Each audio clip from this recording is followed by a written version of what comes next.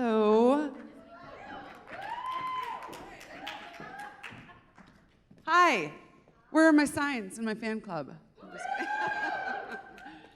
So I am here to talk to you about living successfully with mental illness. I did bring note cards so that it wouldn't be the 25-minute Brooke show, though that would be awesome.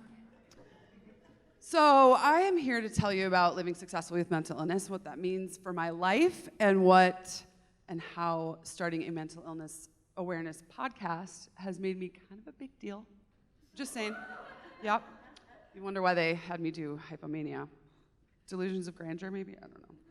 But really, the podcast has gotten global attention, and really just because I say my shit. And it has honestly changed my whole world. It has opened up amazing new opportunities, amazing new people in my life. Dude, seriously. Are they fighting over me? I love all of you. Just lost my train of thought now, thanks. So, well, and it's offered me this huge chance to change the world, so no pressure. I live with post-traumatic stress disorder, bipolar type 1, anxiety and panic disorder, and adjustment disorder. So, like all the disorders. If I have one more, I'll get Yahtzee.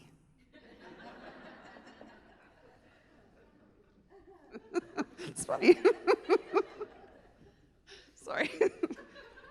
I wasn't always this self-aware, though. It took being misdiagnosed and over-medicated and under-medicated and not medicated, which you do not want to see, for me to really start on this journey to figure out who and what I am and what I have. And these terms are very important. Just like saying, I am not my illness, I have this illness. You are not bipolar, you have bipolar. I am not my illness. You are not your illness. I believe in making the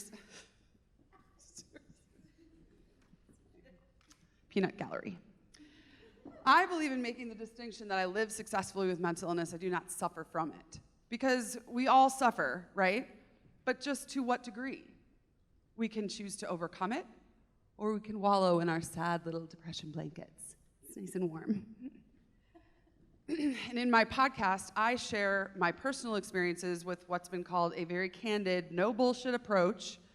And what I am trying to do is honestly bring healing to those people who are suffering alone and kind of just bring awareness to like everyone. So no pressure.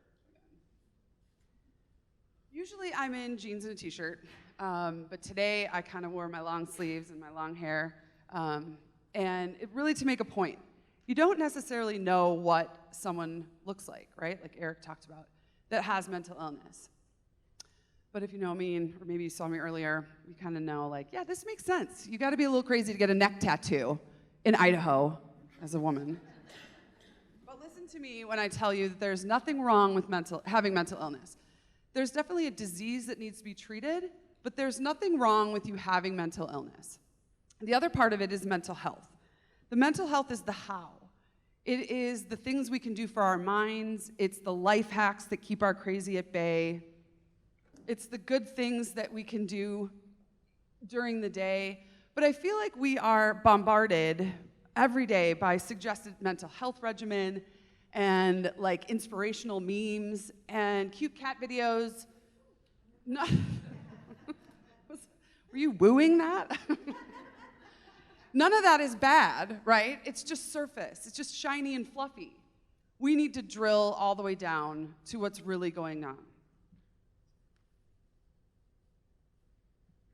Like I said, I would just keep rambling if I didn't have these. We need to reframe the subject. Our minds break and unravel, and we really need to work hard to get ourselves to that self-awareness journey. We need to just say our shit. I like to say that everyone needs mental health. Not everyone has or needs to be treated for mental illness. Does that make sense? So, and we need to stop doing the huge disservice to people by saying that we can somehow cure mental illness. That mental health is somehow just sort of essential oils and practicing yoga. Because I'll tell you what, you can't yoga your way out of a panic attack. Right? You can't. Aww. My fan club, they know my sayings. Well, all right, you can go ahead and try. I cannot. All right, back to my story, because let's face it, it's all about me. From a very early age, I was raised with extreme religious beliefs and severe abandonment trauma, which then led to a huge burden in adulthood. But today, I am a successful business owner, a single mom. I thought he would kill me later for doing that. He's right there.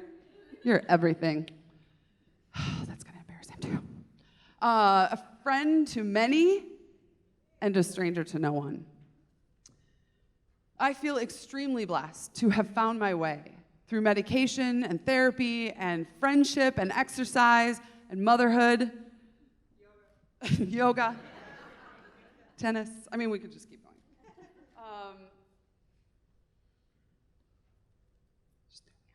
All the things, right? And if you notice, I didn't say successful relationship, because shockingly, if you do a podcast about being crazy, men like run away. Shocking. Don't you want all of this crazy? So I want to talk to you about swearing, okay? Did you know that 72% of men and 58% of women swear in public? It's true. Researchers found that people who swear more are more comfortable expressing their thoughts and feelings. Yeah. Thus making them more genuine, as opposed to those who don't swear are seen as dull and reserved. It's true. I read it on the internet. Swearing can also increase your ability to withstand pain, because it seems to activate your body's release of natural pain-relieving chemicals. Science. And lastly, swearing's linked to high IQ. Yeah. Mm-hmm. Yep. Also read it on the internet. I say all these things because I swear a lot in the podcast, and I want you to listen, but be prepared. Switching gears, I want to talk about vulnerability. In the extremely wise words of Brené Brown, vulnerability minus boundaries is not vulnerability. And you don't measure vulnerability by the amount of disclosure. You measure it by the amount of courage that it takes to show up and be seen when you can't control the outcome. And what I found in my podcast and putting myself out there in such a raw way is really, it's not that vulnerable, because I'm good with like all the disclosure, right? Like I'm disclosing it to the world, the global community. What I want to be is courageous, and I just hope that I'm up to the task that this huge responsibility has placed on me. There is a quote by Teddy Roosevelt, which Brené also uses. She's probably going to be fine with it. Maybe she'll call me later, I don't know. And he says, "It is not the critic who counts. It is not the man who points out how the strong man stumbles or how the doer of deeds could have done it different. The credit belongs to the person who's actually in the arena, whose face is marred with dust and sweat and blood, who strives valiantly, who errs, who comes up short again and again and again. And even though in the end he may know the triumph of high achievement, when she fails, she does so daring greatly." I memorized that. Added the she. And what I have realized from all of this daring greatly is that talking about my story and saying fuck you to stigma has been nothing short of profound. Right? Yeah, girl. Fan club. And listeners from all around the world have reached out with one common reaction, which is, oh my God, I'm not alone. Okay, so mental illness is actually very funny, okay? I will tell you about some times that Anxiety Brooke, that's her name, will just sort of be like, bitch, I got this. Like, just, it's cool. Like, I can totally send this email for you to this client, and it's just gonna be super passive aggressive. It's cool, like, I got it. Like, don't even worry. No, sit down, I got it. And then you're like, oh crap, I just sent that email, and none of it made sense. And it also reminds me of a story that a friend of mine told me about her sister, who has schizophrenia with hallucinations, which, by the way, has got to be extremely difficult, right? Like, wasn't Braden's story incredibly beyond, like, I can't even believe. It has to be so difficult. So my friend was telling me that her sister told her, listen, that tree is talking to me. I'm cool, like, I'm just gonna go about my day, but like, the tree is talking to me. So just, go with it. And my friend's like, cool, let's do this thing. We can make today our bitch. And they did indeed make that day their bitch. So honestly, the point is, if you don't laugh, no, seriously, sit down. Sit down, I'm good. Siva, sit down, it's fine, they're fine. Just stop, you're making it longer. All right, so one last story. Or three, whatever. When I was in high school, my best friend's grandmother developed pretty severe Alzheimer's and was in a home. And her mom would go in every day, brush her hair and do her makeup and just love on her. She loved her mama.